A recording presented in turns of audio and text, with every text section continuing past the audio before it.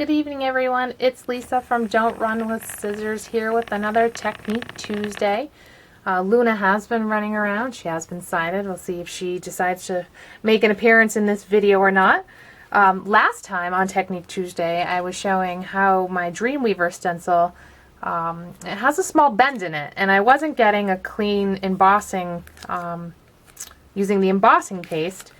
And it wasn't crisp and clean like this one was. And I woke up one morning and thought about, hey, what about using an Art Bin magnetic die sheet and placing the stencil on top of that, on top of the paper. It sticks down really well. There's another video. You can see that from my blog, Don't Run with Scissors.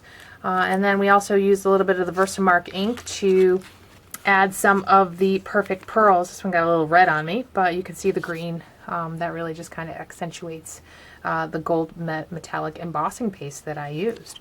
So that was on the last video. But today we're going to be working on this snowflake card. And I was trying to plan one that I can mass produce for the holiday season coming up.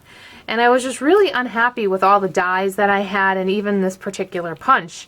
But I said, geez, what happens if I had a stencil? And nothing really was working. So I said, can my punch somehow, my EK punch here, snowflake, can that turn into a stencil? So I worked and worked, and I did figure out a way to do it, which is what I want to share with you today. Let's clear the area here. So you're going to take a regular piece of cardstock, nothing too difficult, scrap piece of paper. You are going to punch that with your EK punch. I'm faking it because this is set up for a little bit later in the video. And here is the base.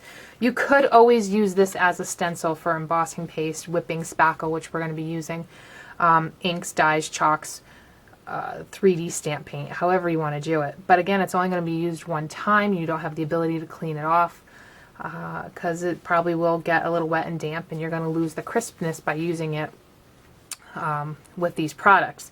So I said, what happens if you laminate it? So basically what I did is I put this right through my Xyron machine here and I laminated it. I'm not going to do it because it's really loud. Well, I'll give it a whirl just so you can see what happens. So here is my laminate sheet, my snowflake, and all you need to do, I'm going to have multiples of these, so when my little elves come down to the workshop, we can all be stamping away. We're actually going to be spackling away. That's the product I chose to use on this particular card.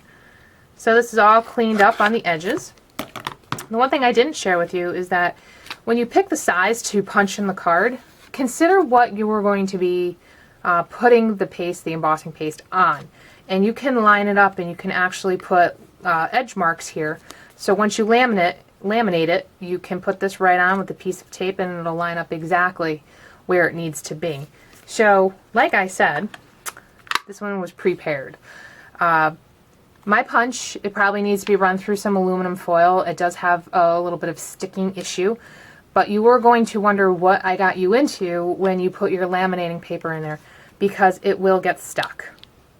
And all I can recommend to you is that you keep pushing, pushing, pushing, putting it on a hard surface and really giving it some extra oomph.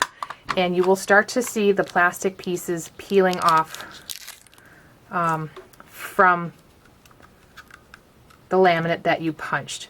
Again, you're going to line it up just exactly how it came through and give it a really good push. It's going to take a little bit. You might need to bug a husband, a boyfriend, a fiance, or who knows who, to get a tool to open this back up. So let's see if I can give it a quick push.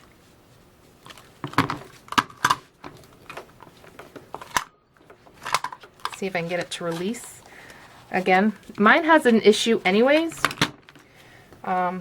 Yours may not be as tough as mine. A lot of people will use aluminum foil to crisp them up. But you just need to find that one spot that's going to release it, and you will be all set.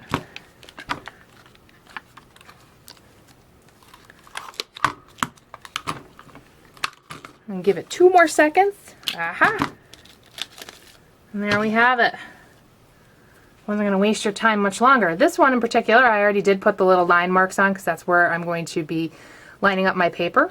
You can see that it cut it nice and clean, so you can go right over it. This you can wipe down, and it will allow for multiple uses. The original one that I've made, that I've already done a good 10-15 cards on, is right here. Looks just the same.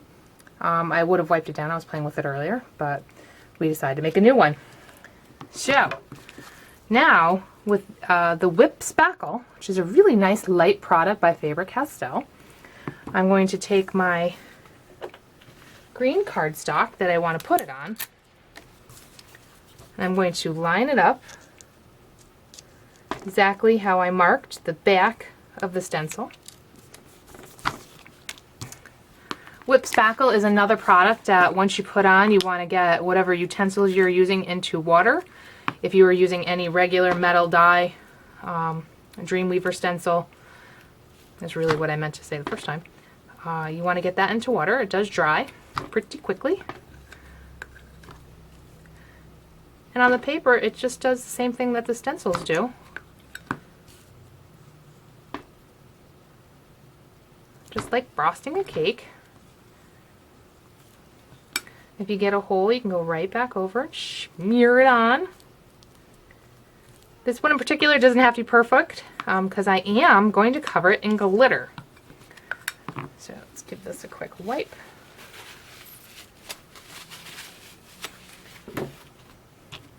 And if you did hear that in the background, Miss Luna is heading downstairs to the craft space.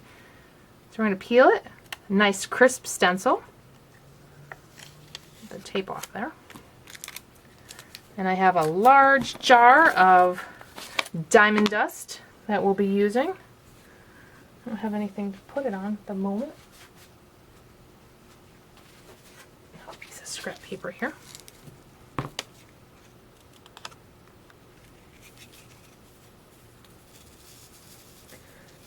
And you can wait about 20 minutes, 30 minutes, and this will be dry. And you can adhere it right to your card. So that I'd put mine right here. And my finished product actually is this one right here.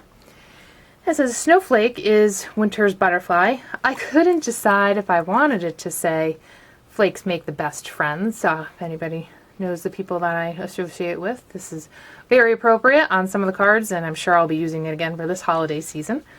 So I'd like to thank you for coming in today for Don't Run with Scissors, second Technique Tuesday, how to make a stencil out of your punch. Again, see, mine's working just fine. Again, like I said, mine sticks a lot, so it's still functional. I can still punch paper out of it. We're good to go. And if you have any questions, feel free to email me.